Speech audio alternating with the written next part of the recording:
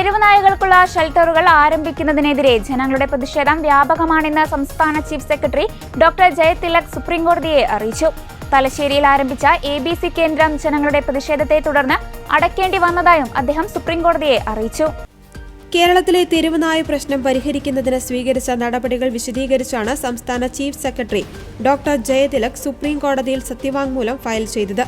ഈ സത്യവാങ്മൂലത്തിലാണ് തെരുവ് നായ്ക്കളെ പാർപ്പിക്കുന്നതിനുള്ള ഡോഗ് പൗണ്ടുകൾ സ്ഥാപിക്കുന്നതിനുള്ള വെല്ലുവിളി വിശദീകരിച്ചിരിക്കുന്നത്.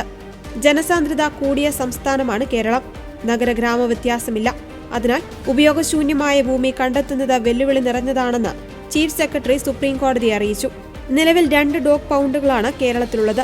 കൂടുതൽ സ്ഥലങ്ങൾ കണ്ടെത്തുന്നതിന് സംസ്ഥാന റവന്യൂ വകുപ്പും തദ്ദേശ സ്വയംഭരണ വകുപ്പും നടപടികൾ സ്വീകരിച്ചു വരികയാണെന്നും ചീഫ് സെക്രട്ടറി സുപ്രീംകോടതിയെ അറിയിച്ചു. നിലവിൽ തെരുവ് നായ്ക്കൾക്ക് ഭക്ഷണം നൽകുന്നതിന് 22 ഫീഡിംഗ് കേന്ദ്രങ്ങൾ കേരളത്തിൽ ആരംഭിച്ചിട്ടുണ്ടെന്നും ചീഫ് സെക്രട്ടറി കോടതിയെ അറിയിച്ചു. കൂട്ടവന്ധ്യംകരണം നടത്തുന്നതിനുള്ള ABC കേന്ദ്രങ്ങൾ ആരംഭിക്കുന്നതിന് എതിരെയും വലിയ പ്രതിഷേധമാണ് കേരളത്തിലുള്ളത്. തലശ്ശേരിയിൽ ആരംഭിച്ച കേന്ദ്രത്തിൽ 77 തെരുവ് നായ്ക്കളെ വന്ധ്യീകരണം ചെയ്തു. എന്നാൽ പ്രതിഷേധത്തെ തുടർന്ന് ഈ കേന്ദ്രം അടച്ചു.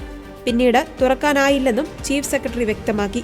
തെരുവ് നായ്ക്കളുടെ ശല്യം അധികമായ കേരളത്തിലെ ഹോട്ട്സ്പോട്ടുകൾ കണ്ടെത്താൻ നിർദ്ദേശം നൽകിയിട്ടുണ്ടെന്നും സത്യവാങ്മൂലത്തിൽ ചൂണ്ടിക്കാട്ടിയിട്ടുണ്ട്.